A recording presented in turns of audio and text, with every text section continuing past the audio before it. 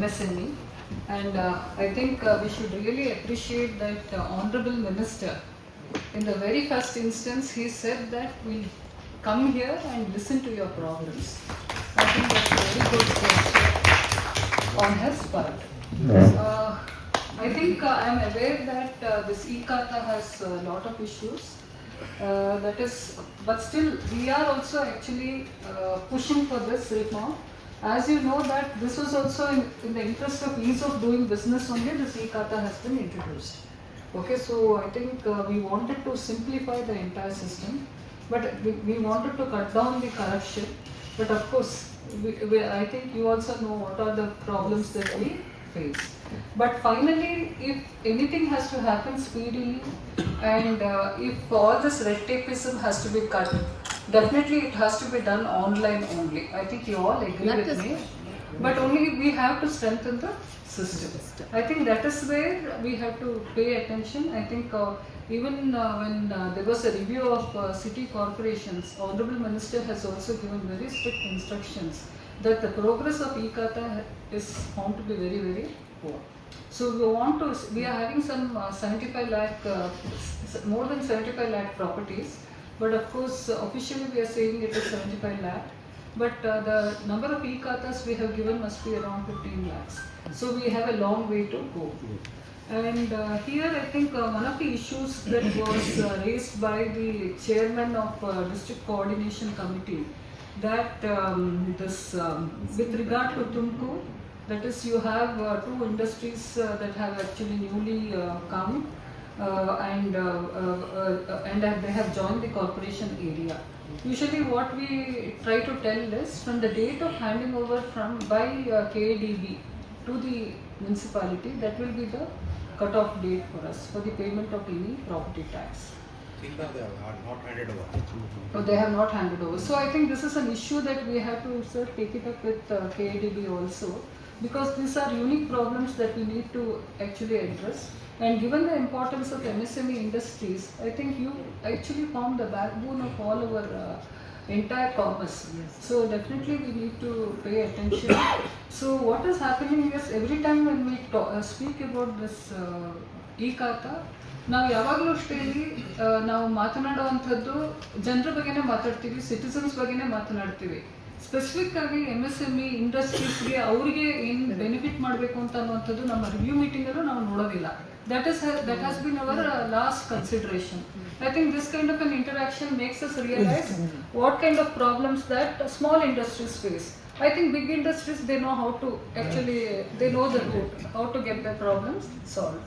So yes, they can definitely manage. And so this is one aspect that I have addressed. And also another thing is with regard to this especially the spelling mistakes, which is actually making you go around and it is actually causing lot of delays. Sir, ಒಂದು ಸ್ವಲ್ಪ difference ಇದ್ರೂ ಅಷ್ಟೇ ಇಲ್ಲಿ sometimes ನಾವು ಒಂದು 10%ಗೆ 10%ಗೆ ನಾವು margin ಕೊಟ್ಟಿದ್ದೀವಿ sir. After 10% it gets escalated to Bangalore. I think there we have to actually be very proactive and then do it. So definitely municipalities ನೋಡಿ ಟ್ರೆಡಿಷ್ನಲಿ ಅವರು ಯಾವಾಗಲೂ ಅಷ್ಟೇ ಇಲ್ಲಿ ಕಂದಾಯ ವಿಭಾಗ has been a very very strong ಇದು. They do not want all this reforms. So they don't take interest. It will be very so ಇದು ನಾವು ಚಾಟಿ ಬೀಸಿದ್ರೆ ಮಾತ್ರ ಇದೆಲ್ಲ ಸರಿ ಹೋಗುವಂಥದ್ದು. ಸೊ ಅದನ್ನ ಖಂಡಿತವಾಗ್ಲೂ ಅಷ್ಟೇ ನಮ್ಮ ಮಿನಿಸ್ಟ್ರು ಮಾಡೇ ಮಾಡ್ತಾರೆ. I am very confident about it. So we will try to set it out as I requested. I think it is Minister has just taken charge. Already he has held reviews with all the city corporations and also urban development authorities. So we will definitely address this issue, and MSME definitely we will make it as a part of our review also. And my request is whatever problems that you are facing, maybe see we will not be able to address all the problems immediately. Probably I think ma'am, you can also take interest and then give us certain yes, we'll give you this. Now then we can actually circulate and we can also tell that this has to be attended on top priority. We can give it point wise by name also. Yes. And also namagu ee feedback tumba important. Whatever you are telling, the same problems will be faced by the citizens also. Yes. So that is good. whether to pay BBMP or The urban development department deals only with municipalities and nagarapalikas. So Bangalore comes under the jurisdiction of GB. So we have to communicate to them. no, that has to be taken at our meeting. ನಮಸ್ಕಾರ.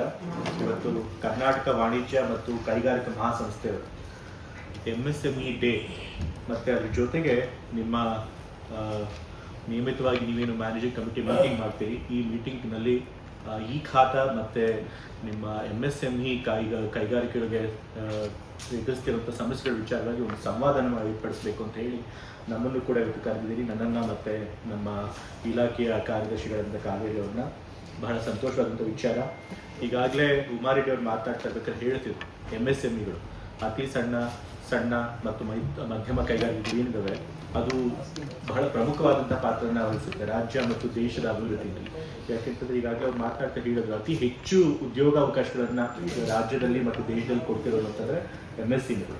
ಮತ್ತು ಅಷ್ಟೇ ಅಲ್ಲ, ನಮ್ಮ GDPಗೆ 31% ಕೂಡ ಕೊಡುಗೆಯನ್ನು ಕೊಡ್ತಾ ಇರೋಂಥದ್ದು MSMEಗಳು. ರಫ್ತಲ್ಲೂ ಕೂಡ 45% ನಿಮ್ಮ ಕೊಡುಗೆನೇ ಇದೆ MSMEಗಳಿಗೆ. ಹಾಗಾಗಿ ನಮ್ಮ ದೇಶದ ಪ್ರಗತಿ ಆಗಬೇಕು ಅಂತಂದ್ರೆ, ಆರ್ಥಿಕ ಅಭಿವೃದ್ಧಿ ಆಗಬೇಕು ಅಂತಂದ್ರೆ MSMEಗಳಿಗೆ ನಾವು ಒತ್ತು ಕೊಡಲೇಬೇಕು. ಯಾವುದೇ ಸರ್ಕಾರ ಕೂಡ MSMEಗಳನ್ನು ನಿರ್ಲಕ್ಷ್ಯ ಮಾಡೋದಕ್ಕೆ ಸಾಧ್ಯ ಆಗೋದಿಲ್ಲ. MSMEಗಳಿಗೆ ನಾವು ಸಂಪೂರ್ಣವಾಗಿ ನಿಮ್ಮ ಬಿಸ್ನೆಸ್ ಮಾಡೋದಕ್ಕೆ ಸುಲಭವಾಗಿ ಸರಾಗವಾಗಿ ನೀತಿಗಳನ್ನು ರೂಪಿಸಿದ್ರೆ ಮಾತ್ರ ನಾವು ಕೂಡ ಅಭಿವೃದ್ಧಿ ಆಗಕ್ಕೆ ಸಾಧ್ಯ ಆಗೋದು, ಜನಗಳಿಗೆ ಉದ್ಯೋಗಗಳನ್ನು ಸೃಷ್ಟಿ ಮಾಡ್ಕೊಳ್ಳೋದಕ್ಕೆ ಸಾಧ್ಯ ಆಗೋದು. ಹಾಗಾಗಿ ನಾವು ಬಹಳ ಗಂಭೀರವಾಗಿ MSMEಗಳ ಸಮಸ್ಯೆಗಳಿಂದ ಅದನ್ನು ಪರಿಗಣಿಸ್ತೀವಿ. ಹಾಗಾಗಿನೇ ಉಮಾರೆಡ್ಡಿ ಅವರು ಬಂದು 25ನೇ ತಾರೀಕು ಬರಲೇಬೇಕು ಅಂತ ಕೇಳಿದಾಗ ನಂದು ಅವತ್ತು ಬೇರೆ ಕಾರ್ಯಕ್ರಮ ಇತ್ತು ಅಂತ ಒಂದು ಸ್ವಲ್ಪ ಗೊಂದಲ ಇತ್ತು. ಆದರೆ 25ನೇ ತಾರೀಕು ಅವ್ರ ಕಾರ್ಯಕ್ರಮಗಳಿಲ್ಲ ಅಂತ ತಿಳ್ಕೊಂಡ ತಕ್ಷಣವೇ ಈ ಕಾರ್ಯಕ್ರಮಕ್ಕೆ ಬಂದೇ ಬರ್ತೀನಿ ಅಂತ ಹೇಳಿ ನಾನು ತಕ್ಷಣ ಹಾಗಾಗಿ ನಿಮ್ಮ ಬಗ್ಗೆ ನಮಗೆ ನಿಮ್ಮ ಮಹತ್ವ ನಮಗೆ ಚೆನ್ನಾಗಿ ಅರಿವಾಗಿದೆ. ಮತ್ತು ಈಗ ಮಾತನಾಡ್ತಾ ಸುಗುಣಾ ಹಿರಾಮೆಟ್ ಅವರು ಮಾತನಾಡ್ತಾ ಹೇಳ್ತಿದ್ರು ತುಮಕೂರು ಮಹಾನಗರ ಪಾಲಿಕೆಯಲ್ಲಿ, ಅದೇ ರೀತಿ ಬಹುಶಃ ಬೇರೆ ನಗರ ಪಾಲಿಕೆಗಳಲ್ಲೂ ಇದೇ ಸಮಸ್ಯೆ ಇರುತ್ತೆ ಅನ್ಸುತ್ತೆ. ಹೊಸದಾಗಿ ನಗರ ಪಾಲಿಕೆ ವ್ಯಾಪ್ತಿ ಹೆಚ್ಚಾದಾಗ ಹಿಂದೆ ಗ್ರಾಮ ಪಂಚಾಯತ್ಗಳು ಪಟ್ಟಣ ಪಂಚಾಯತ್ಗಳಿಗೂ ಬರ್ತಿದ್ದಂಥ ಕೈಗಾರಿಕಾ ಪ್ರದೇಶಗಳು ನಗರ ಪಾಲಿಕೆಗಳು ಬರ್ತವೆ ಆಡಳಿತಕ್ಕೆ. ಸೊ ಅವಾಗ ನಿಮಗೆ ಪ್ರಾಪರ್ಟಿ ಟ್ಯಾಕ್ಸ್ನ ಇಲ್ಲಿ ಕಟ್ಟಬೇಕಾಗುತ್ತೆ. ಅದ್ರ ಪ್ರಾಬ್ಲಮ್ ಏನಪ್ಪ ಆಗುತ್ತೆ ಅಂತಂದರೆ ನೀವು KDBಯಿಂದ ಇಲ್ಲಿ ಹಸ್ತಾಂತರನೇ ಆಗಿರುತ್ತೆ ಸರಿಯಾಗಿ. ಸೊ ಹಾಗಾಗಿ ಆ ಗೊಂದಲ ಇರುತ್ತೆ ಯಾರು ಕಟ್ಟಬೇಕು ಅನ್ನೋದನ್ನು. ಖಂಡಿತ ಇದ್ರ ಬಗ್ಗೆ KDB ಇಲಾಖೆ ಜೊತೆ ಮಾತನಾಡಿ ಎಲ್ಲೆಲ್ಲಿ ಮಹಾನಗರ ವ್ಯಾಪ್ತಿಗಳಿಗೆ ಈ ರೀತಿ ಕೈಗಾರಿಕೆಗಳು ಬಂದಿವೆ MSMEಗಳು ಅದನ್ನು ಸರಿಯಾಗಿ ಹಸ್ತಾಂತರ ಮಾಡಿಸ್ಕೊಡೋದಕ್ಕೆ ನಾವು ಖಂಡಿತ ಒಂದು ನಿರ್ದೇಶನ ಮಾಡ್ತೀವಿ. ಅದಕ್ಕೆ ಸಂಬಂಧಪಟ್ಟ ಹಾಗೆ KDB ಇಲಾಖೆಯವ್ರ ಜೊತೆ ಕೂಡ ನಾವು ಅದಕ್ಕೆ ಒಂದು ಮೀಟಿಂಗನ್ನು ಖಂಡಿತ ಮಾತನಾಡ್ತೇವೆ. ಮತ್ತು ಈ ಖಾತೆಗಳನ್ನು ಪಡ್ಕೊಳ್ಳೋಕ್ಕೆ ಬಹಳಷ್ಟು ಸಮಸ್ಯೆ ಆಗ್ತಿದೆ ಅಂತ ಹೇಳಿ ಸುಮ್ಮನೆ ಅವರು ಹೇಳ್ತಾ ಇದ್ರು. ಮತ್ತು ನಮ್ಮ ಅರವಿಂದ್ ಬುರ್ಜಿ ಅವರು ಕೂಡ ಅದೇ ಹೇಳಿದ್ರು. ನೀವು ಬೆಂಗಳೂರು ಬಗ್ಗೆ ಮಾತನಾಡ್ತಿದ್ರಿ, ಆದರೆ ನಮ್ಮ ನಗರಾಭಿವೃದ್ಧಿ ಇಲಾಖೆಗೆ ಬೆಂಗಳೂರು ಮಹಾನಗರ ಪಾಲಿಕೆ ಬರೋದಿಲ್ಲ. ಈಗ GBA ಗ್ರೇಟರ್ ಬೆಂಗಳೂರು ಬರೋದಿಲ್ಲ. ಅದು ಮತ್ತು ಪಟ್ಟಣ ಪಂಚಾಯತಿಗಳು, ಗ್ರಾಮ ಪಂಚಾಯತಿಗಳು ಇವುಗಳನ್ನು ಹೊರತಾಗಿ ನಗರಸಭೆಗಳು, ನಗರ ಪಾಲಿಕೆಗಳು ಇವುಗಳು ನಮಗೆ ನಮ್ಮ ಆಡಳಿತ ವ್ಯಾಪ್ತಿಗೆ ಬರುತ್ತೆ. ಅಫ್ಕೋರ್ಸ್ ಮೆಜಾರಿಟಿ ಬೆಂಗಳೂರಲ್ಲಿ ಇದ್ದರೂ ಕೂಡ ಸಿಗ್ನಿಫಿಕೆಂಟ್ ನಂಬರ್ ಆಫ್ MSMEಗಳು ನಮ್ಮ ನಗರ ಪಾಲಿಕೆ ಮತ್ತು ನಗರಸಭೆಗಳು ಕೂಡ ಬರುತ್ತೆ. ಸೊ ಹಾಗಾಗಿ ನಾವು ಕೂಡ ನಿಮಗೆ ಪೂರಕವಾಗಿ ಹೋಗಿ ಕೆಲಸ ಮಾಡಬೇಕಾಗಿದೆ. ಈ ಖಾತೆಗಳು ಈಗಾಗಲೇ ಕಾವೇರಿ ಹೇಳಿದಾಗೆ ಈ ಖಾತೆ ತಂದಿದ್ದೇ ನಾವು ನಿಮ್ಗೆ ಅನುಕೂಲ ಆಗಬೇಕು ಅಂತೇಳಿ, ಪಾರದರ್ಶಕತೆ ಇರಬೇಕು ಈ ಪ್ರಾಸೆಸ್ನಲ್ಲಿ, ಮತ್ತು ಕೆಲಸಗಳು ವಿಳಂಬ ಆಗಬಾರ್ದು, ಬೇಗ ಆಗಬೇಕು ಅನ್ನೋದಕ್ಕೋಸ್ಕರ ನಾವು ತಂದಿದ್ವಿ. ಬಟ್ ಹೊಸ ಬದಲಾವಣೆ ತಂದಾಗಲೂ ಕೂಡ ಒಂದಷ್ಟು ಸಣ್ಣ ಪುಟ್ಟ ಸಮಸ್ಯೆಗಳು ಉದ್ಭವ ಆಗುತ್ತೆ. ಸಣ್ಣ ಪುಟ್ಟ ಸಮಸ್ಯೆಗಳು ಬಂದಾಗ ಅದನ್ನು ಐಡೆಂಟಿಫೈ ಮಾಡಿ ಅದಕ್ಕೆ ಸರಿಯಾದಂಥ ಪರಿಹಾರ ಹುಡುಕಬೇಕಾದ್ರೆ ನಮ್ಮ ಕೆಲಸ. ಈಗ ನೀವು ಹೇಳಿದಿರಿ, ನಾವು ಕೂಡ ಒಂದು ರಿವ್ಯೂ ಮೀಟಿಂಗ್ ಮಾಡಿದ್ದೆ ಎಲ್ಲ ಮಹಾನಗರ ಪಾಲಿಕೆ ಕಮಿಷನರ್ಗಳ ಜೊತೆಗೆ, ನಗರಾಭಿವೃದ್ಧಿಗಳ ಅಧ್ಯಕ್ಷಗಳ ಜೊತೆಗೆ, ಮತ್ತು ನಮ್ಮ ಎಲ್ಲ ಬೋರ್ಡ್ಗಳ MDಗಳ ಜೊತೆಗೂ ಕೂಡ ನಾನು ರಿವ್ಯೂ ಮೀಟಿಂಗ್ ಮಾಡಿದ್ದೆ. ಆ ಮೀಟಿಂಗ್ನಲ್ಲೂ ಕೂಡ ನನ್ನ ಗಮನಕ್ಕೆ ಬಂತು, ಸುಮಾರು 20,76,000 ಚಿಲ್ಲರೆ ಪ್ರಾಪರ್ಟಿಗಳು ನಮ್ಮ ಇಲಾಖೆ ಆಡಳಿತ ವ್ಯಾಪ್ತಿಗೆ ಬರುತ್ತೆ. ಅದರೊಳಗೆ ನಾವು ಅಧಿಕೃತವಾಗಿರುವಂತಹ ಪ್ರಾಪರ್ಟಿಗಳಿಗೆ ಸುಮಾರು 7,37,000 ಚಿಲ್ಲರೆ ಆಸ್ತಿಗಳಿಗೆ ನಾವು ಈ ಖಾತೆ ಕೊಟ್ಟಿದ್ದೇವೆ.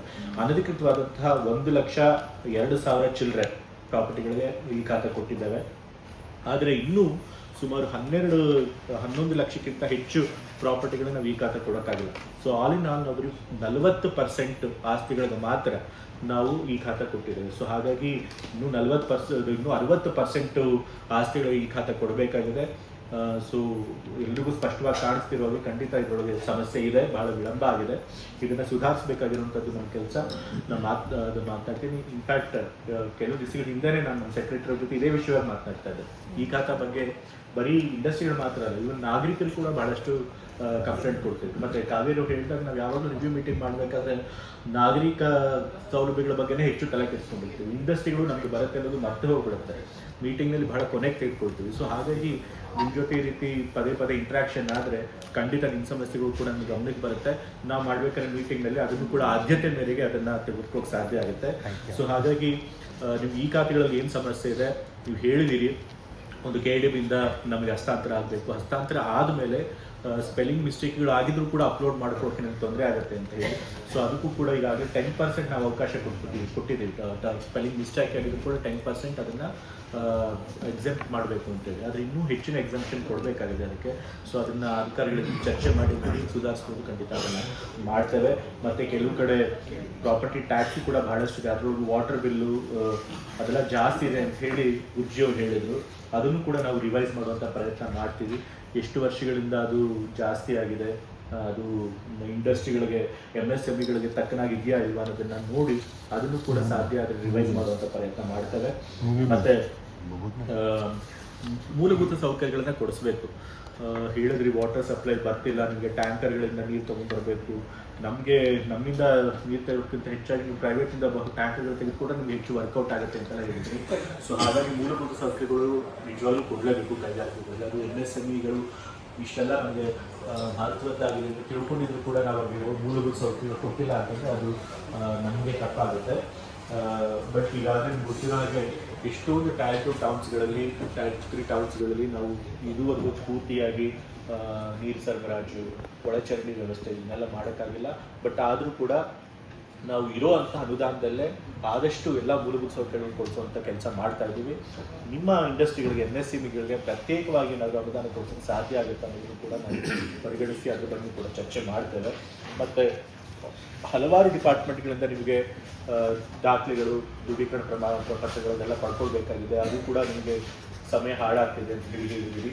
ಅದನ್ನೆಲ್ಲ ಸಿಂಗಲ್ ವಿಂಡೋ ಮಾಡಿದರೆ ಅನುಕೂಲ ಆಗುತ್ತೆ ಅಂತ ಹೇಳಿದ್ದೀರಿ. ಖಂಡಿತ ಕೈಗಾರಿಕೆಗಳಿಗೆ ಪ್ರತ್ಯೇಕವಾಗಿ ಸಿಂಗಲ್ ವಿಂಡೋ ಮಾಡೋಕ್ಕಾಗುತ್ತೆ. ಅದನ್ನು ಕೂಡ ನಾವು ಅದರ ಬಗ್ಗೆ ಪರಿಗಣಿಸಿ ಅದನ್ನು ಕೂಡ ಚರ್ಚೆ ಮಾಡ್ತೇವೆ. ಸೊ ಇಷ್ಟೆಲ್ಲ ಸಮಸ್ಯೆಗಳು ಇವತ್ತು ನಮ್ಮ ಗಮನಕ್ಕೆ ತಂದಿದ್ದೀರಾ. ನಾವು ಯಾವತ್ತೂ ಕೂಡ ನಿಮ್ಮನ್ನೆಲ್ಲ ವಿಶ್ವಾಸಕ್ಕೆ ತೆಗೆದುಕೊಂಡು ನಿಮ್ಮ ಜೊತೆ ಸತತವಾಗಿ ಸಂಪರ್ಕದಲ್ಲಿ ಇಟ್ಕೊಂಡು ಸಮಾಲೋಚನೆ ಮಾಡಿ ನಿಮ್ಮ ಸಮಸ್ಯೆಗಳನ್ನು ಆದಷ್ಟು ಬೇಗ ಪರಿಹರಿಸ್ಕೊಳ್ಬೇಕು ಅನ್ನೋ ಒಂದು ಪಾಸಿಟಿವ್ ಥಿಂಕಿಂಗ್ನಲ್ಲೇ ಇರ್ತೇವೆ. ಸೊ ಇದು ಕೊನೆ ಮೀಟಿಂಗ್ ಆಗೋದಿಲ್ಲ, ಇನ್ನೂ ಹಲವಾರು ಬಾರಿ ನಾವು ಮೀಟ್ ಮಾಡೋಣ. ನಾವು ಬಗೆಹರಿಸುವಂಥ ಪ್ರಯತ್ನ ಮಾಡ್ತೀವಿ. ಆ ಪ್ರಯತ್ನದಲ್ಲಿ ನಮಗೇನಾದರೂ ಸಮಸ್ಯೆಗಳು ಬಂದರೆ ನಿಮಗೆ ತಿಳಿಸ್ಕೊಡ್ತೀವಿ. ನೀವು ಕೂಡ ಹೇಗೆ ಅದನ್ನು ಬಗೆಹರಿಸ್ಕೊಡ್ಬೋದು ಅಂತ ನಿಮಗೆ ಒಂದು ಪರಿಹಾರ ಇಟ್ಟರೆ ಅದನ್ನು ನಮಗೆ ಸಲಹೆಗಳ ರೂಪದಲ್ಲಿ ಕೊಡಿ, ನಾವು ಅದನ್ನು ಅಳವಡಿಸ್ಕೊಳ್ಳುವಂಥ ಪ್ರಯತ್ನ ಮಾಡ್ತೇವೆ. ಮತ್ತು ಇವತ್ತು ಬರೀ ಮಾತಿನಲ್ಲಿ ನೀವು ಹೇಳಿದ್ದೀರಿ, ಕಾವೇರಿ ಅವ್ರು ಹೇಳಿದಾಗೆ ನೀವೆಲ್ಲ ಒಂದು ನೋಟ್ಸ್ ಮಾಡಿ ನಿಮ್ಮ ಸಮಸ್ಯೆಗಳು, ಅದು ಓವರಾಲ್ ಸಮಸ್ಯೆ ಆಗಿದ್ರೂ ಪರವಾಗಿಲ್ಲ ಅಥವಾ ಸ್ಪೆಸಿಫಿಕ್ ನಿಮ್ಮ ಜಿಲ್ಲೆಗಳಲ್ಲಿರುವಂಥ ಸಮಸ್ಯೆಗಳಿದ್ರೂ ಪರವಾಗಿಲ್ಲ, ಆ ಸಮಸ್ಯೆಗಳನ್ನು ನೋಟ್ ಮಾಡಿ ಕೊಟ್ಟರೆ ಅದಕ್ಕೆ ನಾವು ಸೂಕ್ತವಾಗಿ ಸ್ಪಂದಿಸ್ತೀವಿ ಅಂತ ಹೇಳಿ ನಿಮಗೆ ಈ ಸಂದರ್ಭದಲ್ಲಿ ಹೇಳಕ್ಕೆ ಇಷ್ಟಪಡ್ತೇನೆ. ಮತ್ತು ನಿಜವಾಗ್ಲೂ ಇದೊಂದು ಒಳ್ಳೆಯ ಸಭೆಯನ್ನು ನೀವು ಆಯೋಜನೆ ಮಾಡಿದ್ದೀರಿ. ಇವತ್ತು ನನ್ನನ್ನು ಮತ್ತು ನಮ್ಮ ಕಾರ್ಯದರ್ಶಿಯವರನ್ನು ಕರೆದು ನಿಮ್ಮ ಒಂದು ಮೀಟಿಂಗಲ್ಲಿ ಭಾಗಿಯಾಗಲಿಕ್ಕೆ ಅವಕಾಶ ಮಾಡಿಕೊಟ್ಟು ನಮ್ಮ ಇಲಾಖೆ ಸುಧಾರಿಸೋದಕ್ಕೆ ನೀವು ಅವಕಾಶ ಮಾಡಿಕೊಟ್ಟಿದ್ದೀರಿ. ಹಾಗಾಗಿ ನಿಮ್ಮೆಲ್ಲರಿಗೂ ವಂದನೆಗಳ ತಿಳಿಸಿ ನನ್ನ ಮಾತು.